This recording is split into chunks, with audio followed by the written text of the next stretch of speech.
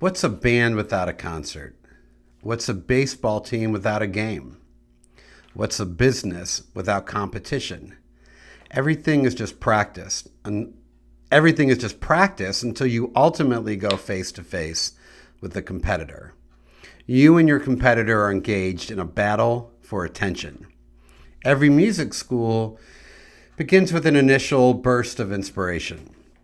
That inspiration ultimately leads to action, and action leads to customers. Your competition, if they're smart, will be watching your every step. So that leads us to the difficult topic, maybe even nerve-wracking topic of competition. Your goal should be to limit your competitor's ability to dominate your market, not put them out of business. The easiest way to beat your competition is by being more customer-centric than they are. You won't gain your competitive edge by offering better music lessons. You'll gain your edge by building relationships and creating memorable moments for your students. The happiness your product provides is worth so much more than the perceived quality. Quality is, after all, subjective. An experience leaves a permanent impression. But look, you can't talk about competition without bringing up fear. There's nothing like a little competition to stir up a lot of fear. But fear is good. It's a great source for inspiration, and more importantly, motivation. Motivation is what puts the wheels in motion. Without competition, we get lost in our day-to-day routine of implementing and maintaining operations. So it really becomes hard to prioritize growth and innovation when the bills are paid and payroll is met and there's no clear threat in sight. So yes, there are benefits to competition. And I made a list of 6 different benefits that I could identify to having a healthy dose of competition in your market. And hopefully you can come up with another 1 or 2 different benefits to competition. So here's my list of 6 benefits to competition. Number 1, competition validates your business and industry. So let's say, for example, you're driving down the highway and you pull off into some small town. You pull up to the first intersection, and there on the corner is Bob's Music Studio. Oh, that's certainly going to catch your eye. It's good to see that there's one music studio in this town. You then pull up to the next intersection, and you see Charlie's Music Studio. Okay, well, this is, now you're taking notice. There's not only are there 2 music studios in this town, but they're close together. So, maybe this is a hot commodity in this town. You then pull up to the next intersection, and it's Martha's Music Studio. Okay, now clearly, now you're getting the impression that this is a hot service in this town, and you might begin to feel like, or you could see how someone might feel like that they're missing out if they're not taking music lessons, because clearly everybody else is. There's 3 music studios in this town. So each studio validates the other's presence, and it validates the industry.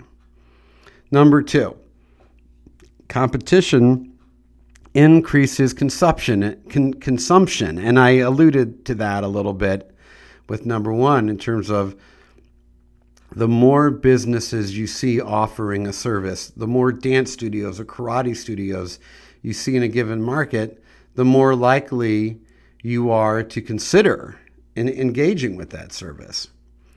Number 3, competition inspires innovation.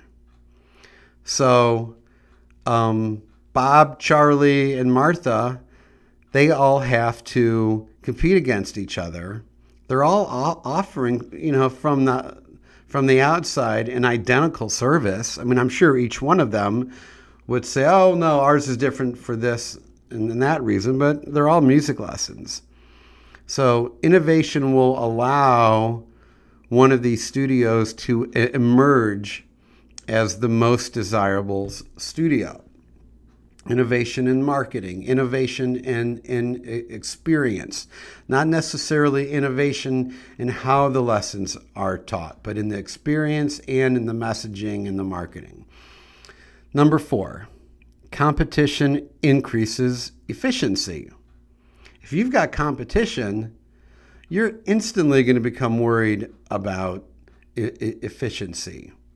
If another studio is more efficient than you, it means they're going to have more time to devote to marketing and to devote time to the things that really matter.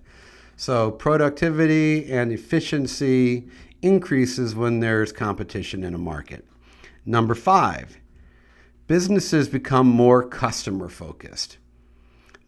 It's really the only way you're going to differentiate yourself is by, as I said earlier, focusing on the experience, focusing on how the customer will benefit from engaging in your service.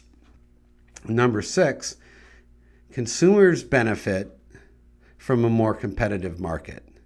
So look, maybe it's not a win for you when there's competition, because you're stressed out about it, maybe losing sleep at night, but the consumer, it's a real win because they know Bob, Charlie, and Martha are going to be operating are going to aspire to operate at their greatest ability, because competition is fierce, and they're going to have to appeal to the customer better than their competition.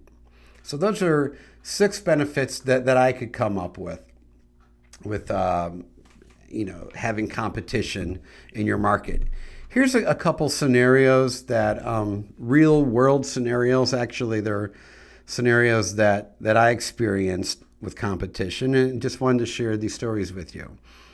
My competitor began to offer free trial lessons to boost fall enrollment. So I explored 3 different options, and I guess whenever your competitor makes some type of offer, you always have these 3 options. You can make the same offer, you can counter with a better offer, or do nothing at all.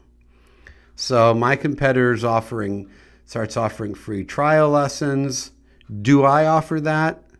Do I try to come up with a better offer? Or do I do nothing and just kind of sit back and see how it plays out for them? My competitor's strategy was to give away their product for free. Free devalues a product. Lowering prices and giving away stuff for free is always a race to the bottom. So I went with the scarcity model. I responded with what I felt was a better offer. So I went with option 2. And my offer was first lesson free if you enroll by September 15th. So this creates urgency. The offer is only meaningful to a qualified buyer. So if someone's just interested in, comparing prices, this offer is not really going to mean much to them. But if someone's really in the market to sign up for lessons, this is going to certainly catch their eye. And I think if they were looking at my studio, my competitors, they see that I value my service more than my competitor. I'm not willing to give it away for free unless someone's a serious customer and they're willing to buy. Okay, scenario 2. My competitor offers rock band classes, and I offer rock band classes. We both rent nightclubs and put on concerts. So they put on concerts in bigger venues than I do. So my option is, or the question I ask myself is, should I imitate them and move from smaller venues to bigger venues? The bigger venue is going to mean more cost, more expenses. I'm going to have to increase the concert fee for my students. And my other concern with the bigger venue is whether I could fill it or not. I'd rather be in a packed small venue than a big venue that has 100 people in it but feels empty. So my response was to add on performances. I added a Saturday night social, and I now offer 2 annual Saturday night social events. And it's really the whole purpose of it is to not only create another performance opportunity, but to strengthen my school's culture. So this Saturday night social includes open mic, bands, popcorn, pizza, door prizes, and games. Parents show up at the end of the night for a performance with the kids singing, and they're backed by one of the school bands. The event creates a unique moment that my competitor doesn't. My competitor doesn't create a moment like this. Both my school and my competitor, we both create sort of very traditional rock concerts, but my school now creates this social opportunity that's unique. And up the ante by adding this social component to the equation. And it's really it's a night that these kids are going to remember. Really they have so many concerts that it becomes a bit of a blur for them. But these social nights, my hunch is that they'll remember these more because of the social interactions that go on. And they're rare. They're only 2 a year. So they'll hopefully stick out in the student's mind a little better.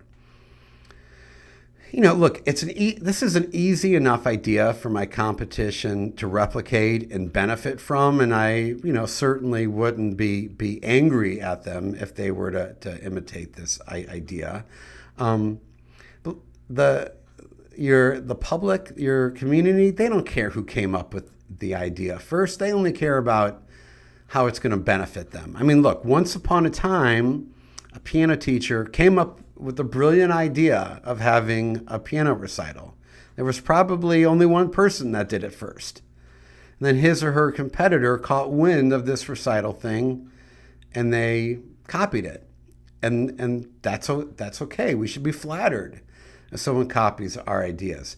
Every good idea has a source.